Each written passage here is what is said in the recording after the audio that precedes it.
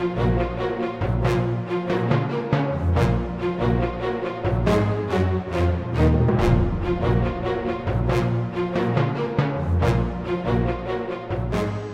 YouTube, I'm going to do a video today that I hope will be a help to other people who have the AK style rifle. As many people know, a lot of times the AKs come with a very tight safety or selector lever. I've seen this on a number of AKs that I've handled over the years, and it always really bothers me that that lever would have to be that tight and why it wasn't corrected when it went out of the shop. But I poked around a little bit and I got some help from some other people, and I found out a way to adjust this safety. Now, a lot of people assume that if you pull this selector lever out, you bend it out a little bit, that'll relieve some of the pressure and that will allow it to open and close much easier. And in some cases that is the remedy, because the lever can have a lot of tension against the receiver, but sometimes people mistake the little scratch mark that it leaves as it goes up and down as an indicator that that's the problem. Well, a lot of times there's more of a problem than that. So it needs a little bit more remedy. I found out a way to remedy mine, and I'm just going to share it with other people. Now, to be honest, I'm not a gunsmith. I'm a tinkerer. I have some mechanical background, but I'm not a gunsmith. But I took this thing apart, and I looked at it, I checked on it, and I did a little bit of digging around.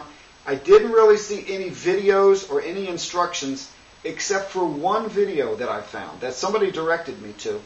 And it was so poorly titled that I don't think anyone would be able to find that video if they were searching, unless someone directed them to it. So let's take this thing apart and I'll show you how I solved my problem, and I got my safety lever working just the way I like it.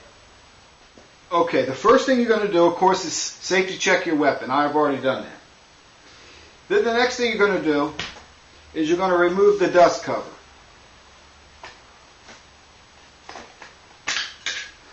So after you pop that off, go ahead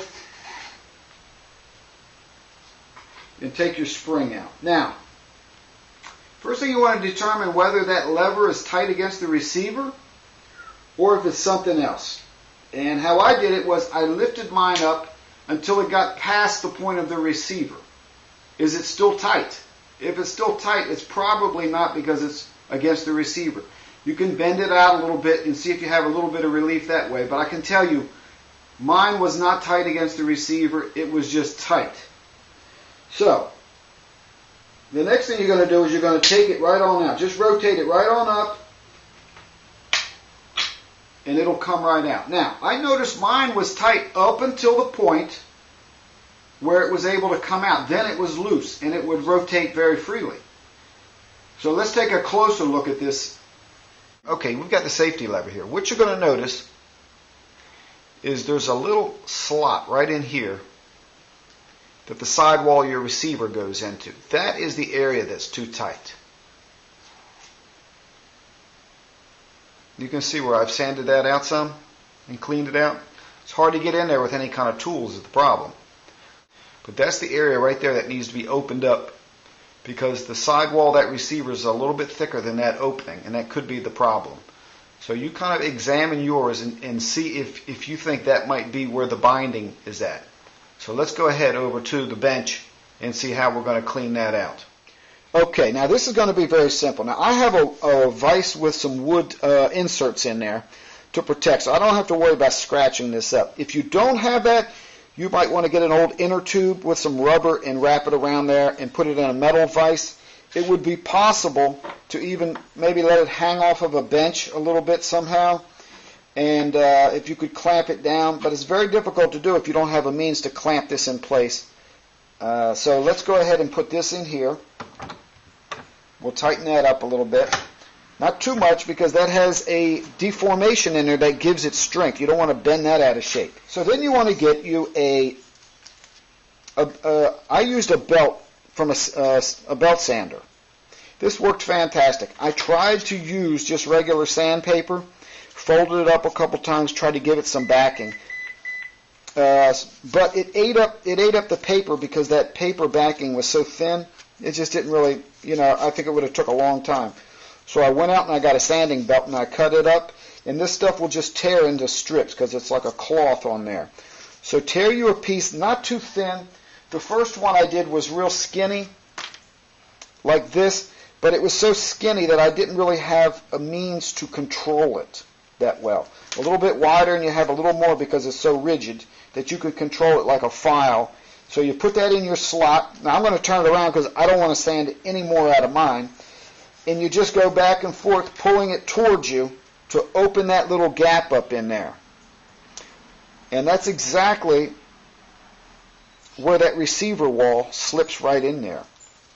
And apparently, sometimes these gaps are just a little too narrow, and it just grabs that receiver wall as it rotates around there. So that's what you want to open that up. Now again, you only want to do a little bit at a time and keep trying it back and forth. And I must have did it, like I said, 20 times on mine just to make sure I didn't go overboard.